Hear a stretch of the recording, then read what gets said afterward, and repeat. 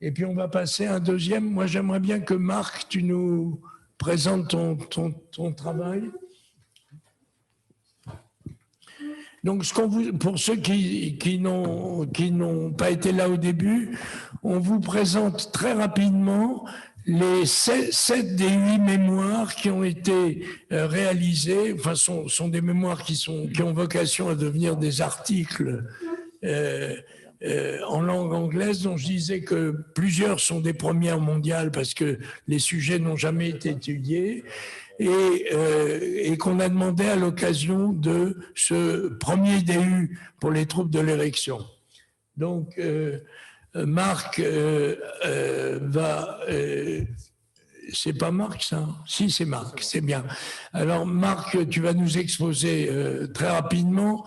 Je vais vous dire d'où viennent ces données. Rapidement, on a un questionnaire que tous nos étudiants connaissent, mais que aussi les médecins vasculaires qui viennent travailler avec nous ont maintenant en leur possession, et qui a 30 questions qui balayent l'ensemble de leurs problèmes, à la fois général et érectile. Et la dernière question, c'est... tu vas nous la dire. C'est ça. Marc, ça a été le sujet de son mémoire et il va vous en délivrer les résultats très rapidement. Et donc, l'objet du mémoire, c'était d'évaluer un peu le risque psychologique qui était associé avec les troubles de l'érection, notamment le risque suicidaire. Et la dernière question portait sur comment les patients envisageaient le reste de leur vie s'ils maintenaient un trouble de l'érection tel quel, sans autre solution. Et il y avait 3 propositions. Une proposition qui affecte peu leur qualité de vie, une proposition qui affecte grandement leur qualité de vie, qui rend difficile d'avoir une vie convenable, et la dernière proposition où pour eux c'était impensable de continuer de vivre de la sorte. C'est ce qu'on a qualifié en QDV qualité de vie 1, 2 et 3, où 3 étant le groupe où c'était le plus fort, le plus difficile pour leur qualité de vie, où là où ils estimaient que c'était impensable de continuer leur vie de la sorte. On a réussi à mettre en évidence certaines données, certaines tendances intéressantes, notamment que l'âge des patients qui déclaraient ne pas pouvoir imaginer continuer leur vie avec un trouble de l'érection persistant étaient beaucoup plus jeunes dans les groupes où c'était le plus élevé, c'est-à-dire que les patients plus jeunes ressentaient une plus grosse charge psychologique au trouble de l'érection. On a vu aussi que c'était significativement plus associé avec des syndromes, des troubles dépressifs, ainsi qu'avec une petite association qui n'est pas claire sur les prises des antidépresseurs. On voyait aussi que ça affectait plus les personnes vivant seules. La question est un peu l'œuf ou la poule, mais c'est la véritable question de ce travail, c'est de savoir est-ce que c'est le trouble érectile qui engendre le mal-être psychologique ou l'inverse, et est-ce que c'est ça qui isole les patients et les amène potentiellement à des conduites suicidaires ou au moins d'automutilation ou d'aller à l'encontre d'une vie qui serait convenable pour eux.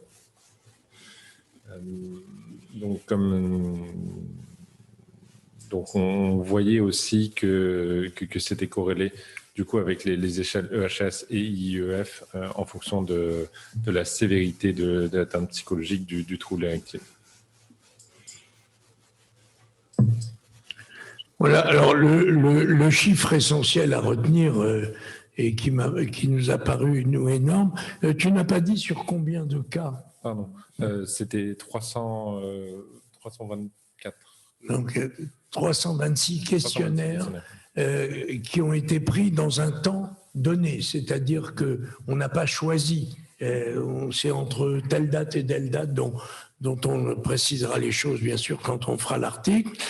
La chose fondamentale, Marc, c'est 32,5% qui considèrent que c'est invivable. C'est énorme. Donc on a ouvert là-dessus, Eric, c'est Eric qui a mis le doigt là-dessus, donc je vais le laisser commenter quand même sur le fait du côté invivable de la question, qui n'est pas forcément, on ne va pas parler de suicide, mais on va parler de risque suicidaire. Il y a une seule étude énorme faite au Danemark, parce qu'ils ont des ils ont des enregistrements généraux de la santé de la population qui va un peu dans le même sens. Sinon, on n'a rien trouvé dans la littérature. Oui, je trouve qu'il y a un point que je trouve particulièrement frappant, c'est l'absence d'association automatique entre dépression et détournement de la vie. C'est intéressant parce que je ne suis pas psychiatre, mais j'aimerais beaucoup vraiment avoir l'avis de psychiatres, je dirais, profonds sur la question, c'est-à-dire de gens capables de rompre un peu les barrières de la psychiatrie et de la nomenclature en psychiatrie. Qu'est-ce que la dépression ? On associe tentation du suicide, même si la question n'est pas posée ici, derrière, il y a quand même cette question, tentation du suicide et dépression. Et on a beaucoup de mal, autant que je comprenne, dans la psychiatrie, d'envisager qu'il puisse y avoir des suicides sans notion de dépression. Or là, c'est peut-être le cas, et ça rejoint des cas que vous connaissez, que vous avez rencontrés, des cas célèbres dans la littérature aussi. On n'est pas obligé d'être déprimé pour pouvoir se suicider. Est-ce qu'il y a un impact dans la prise en charge médicale du risque de suicide, qui est d'avoir d'autres signes d'alerte que ceux qui sont classiquement mis en avant par la psychiatrie? Je ne sais pas ce que vous en pensez. C'est intéressant parce que l'origine du trouble chez certaines des patients est physique, biologique, n'est pas psychologique, et c'est le retentissement duquel, et l'origine n'est pas psychologique chez de nombreux patients, même si c'est supposé. Tu as tout à fait raison, mais on pourrait se dire aussi que, bien que ce soit d'origine somatique, il puisse y avoir une atteinte préférentielle de l'humeur, et donc une dépression comme expression préférentielle du mal-être, quel que soit le mécanisme d'origine, et c'est peut-être pas exactement ce qui se passe. Alors, il va y avoir un suivi de cette étude. D'abord, on va la publier, bien sûr, et Marc va nous faire un bel article en anglais. C'est prévu. Mais il y a une suite à ça. Mais je voudrais que tu fasses le commentaire, Hélène, parce que c'est avec toi que le patient a soulevé le problème. Un patient qu'on traitait pour une maladie de la Peyronie, prend un marqueur et qui nous a parlé des risques suicidaires, de la manière de rechercher l'origine des suicides chez les jeunes. Parce qu'il y a un élément fondamental, c'est que les hommes se suicident 10 fois plus que les femmes, si je viens les... Et donc, il y a peut-être une raison, on a peut-être le doigt sur la raison de la... Oui. Oui. Oui. Prends un micro. Dans votre questionnaire, vous posez la question du suicide. Est-ce que vous dites le mot suicide ou c'est comment ils envisagent la vie? Parce que dans la dépression, je crois qu'on pose vraiment la question. Est-ce que vous avez des projets ou est-ce que, tu vois, pour vraiment qualifier la mélancolie, je crois qu'ils demandent si ils ont des projets ou si... donc, il faut vraiment poser la question pour savoir, je crois, si... parce que quand tu dis est-ce que vous envisagez plus la vie comme ça ne veut pas forcément dire est-ce que vous envisagez de mettre fin à vos jours. Bien sûr. Donc, parce qu'on est quand même prudent, mais on met invivable. Le mot dans le questionnaire, c'est invivable. Je crois qu'en psychiatrie, ils n'hésitent pas à poser le mot suicide parce que les gens qui n'ont pas envie de se suicider, ça ne leur donnera pas forcément envie, et les gens qui veulent le faire, par contre, peuvent en parler. Alors, justement, bon, comment avons-nous avancé un petit peu, disons, à l'heure actuelle dans ce domaine?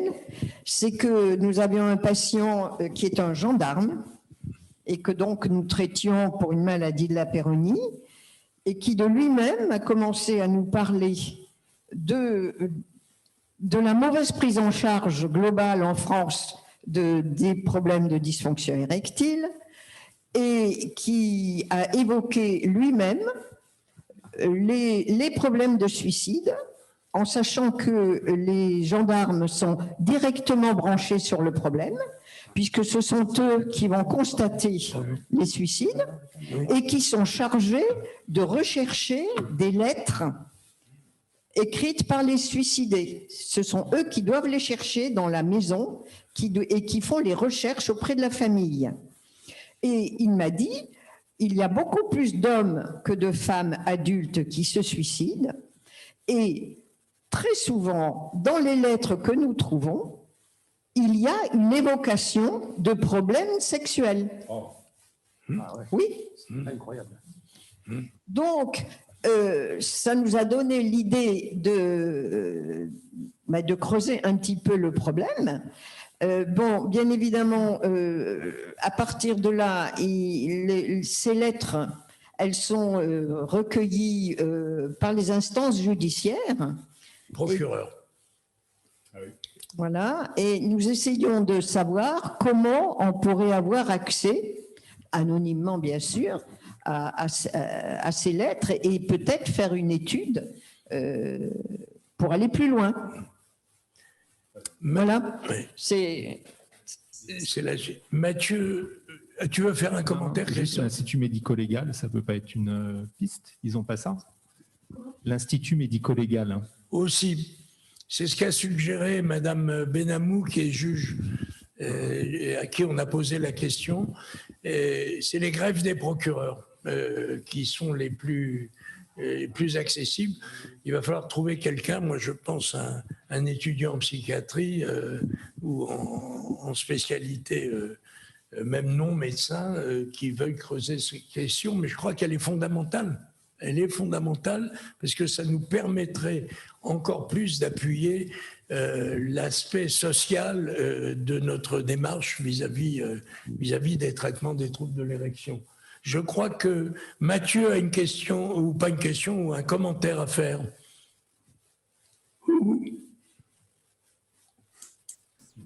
Pascal. Il a enlevé son micro. Il avait levé la main tout à l'heure. Mathieu, il faut remettre ton micro.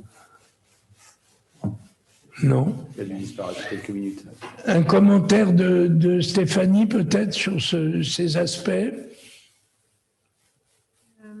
Bonjour à tous. Moi, je suis médecin sexologue à Caen et je travaille avec Étienne. Peut-être que dans les lettres de suicide, il y a aussi la notion de dysphorie de genre et peut-être qu'aussi il y a un problème aussi de peut-être aussi d'autres troubles sexuels, notamment l'acceptation de l'orientation sexuelle. Donc c'est ça qu'il faudrait creuser en fait. Quel est le trouble, la dysfonction sexuelle qui est évoquée? Merci. Ben merci Marc.